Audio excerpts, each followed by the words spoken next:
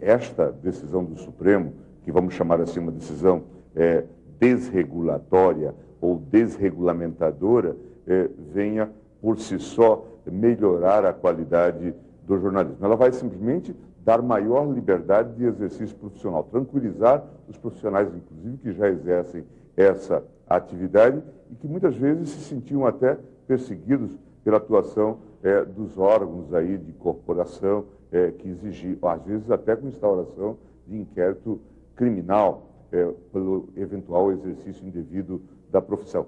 Na minha ótica, se não houver uma autodisciplina, uma autorregulamentação pelos veículos de comunicação, que deverão continuar exigindo a escolaridade, a meu ver, deverão continuar exigindo, todos nós teremos um prejuízo com a admissão em funções relevantíssimas que dizem respeito à sociedade em geral, com a regimentação de pessoas que não sejam pessoas com uma escolaridade maior. São os leigos nesse mercado desequilibrado, que é um mercado de oferta excessiva de mão de obra e escassez de empregos, só os leigos saíram ganhando. É uma decisão que traz vantagens muito grandes não só para o jornalista, como também para o leitor e também para as empresas, sem dúvida nenhuma.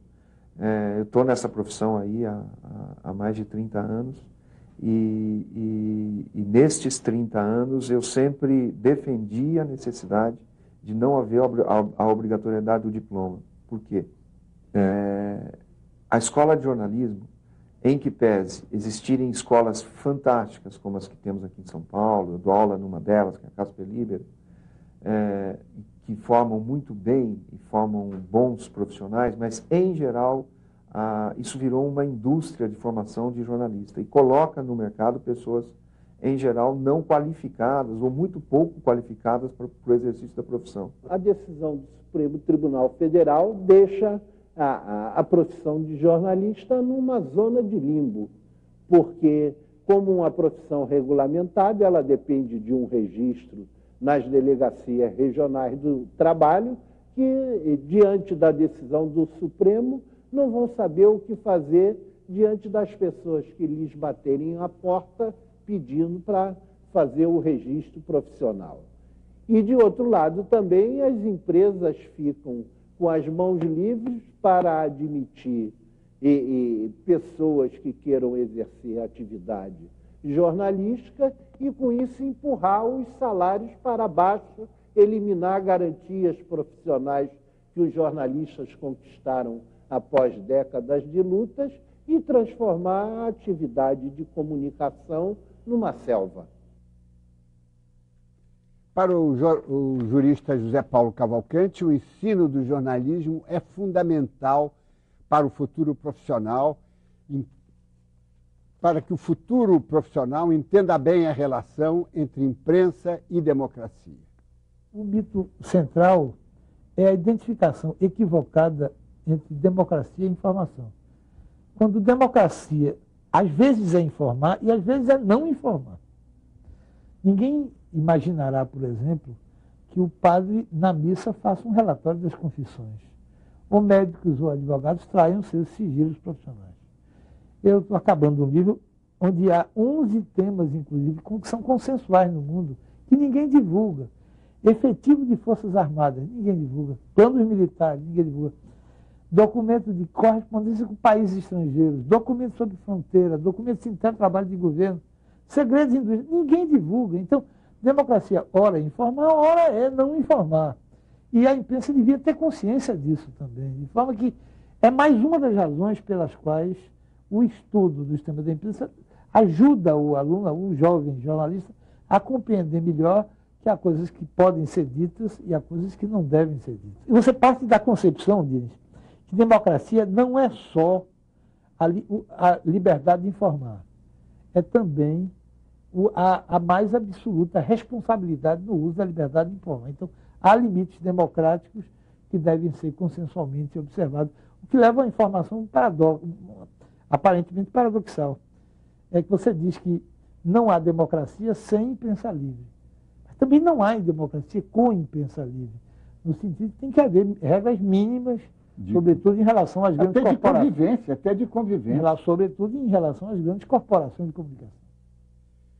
Temos aqui a primeira pergunta, a primeira questão trazida aqui no nosso chat, do Mosair Salomão, de Belo Horizonte. Ele pergunta para o professor Muniz Sodré: a fragilidade dos processos de produção da notícia e da própria ética jornalística contribuíram para a derrota no Supremo, dando respaldo aos que são contra o diploma?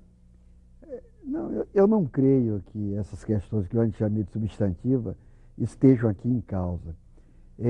O Supremo, no julgamento, houve um juiz que levantou a questão da verdade científica. Isso os jornais deram. Ele disse: olha, não existe verdade científica no jornalismo. Logo, não precisaria de formação universitária. Veja só, não há nenhuma verdade científica também no direito.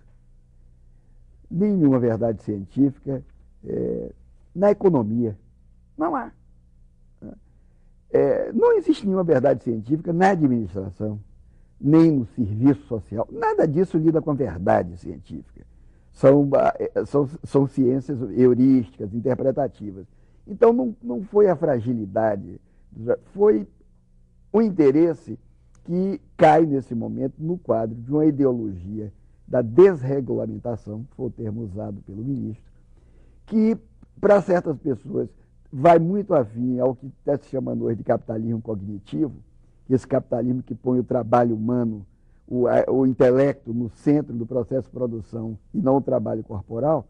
Só que esse capitalismo cognitivo talvez esteja lá no norte, no hemisfério norte, porque aqui no Brasil o que eu conheço é o capitalismo coercitivo e não cognitivo. Então, se essa desregulamentação for para valer, deveríamos acabar também com o diploma de direito. Não tem ciência ali.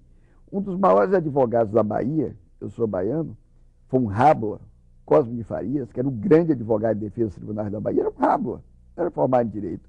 Houve um tempo que havia os Rábulas que trabalhavam em direito. No entanto, se garante hoje a profissão, lida com coisas delicadas do Estado. O jornalismo também é extremamente delicado e lida com uma coisa extremamente importante, que é a ética pública e que é a ética formadora de cabeça de gente. Então, eu acho, Mosaí, que não foi nenhuma fragilidade, não. Foi uma decisão, como eu disse, apressada. Não entender. O Érico dos Santos, do Natal, é estudante, pergunta ao Mário Vitor Santos, por telefone: qual será o abismo, a grande diferença entre os jornalistas com diploma e os sem diploma?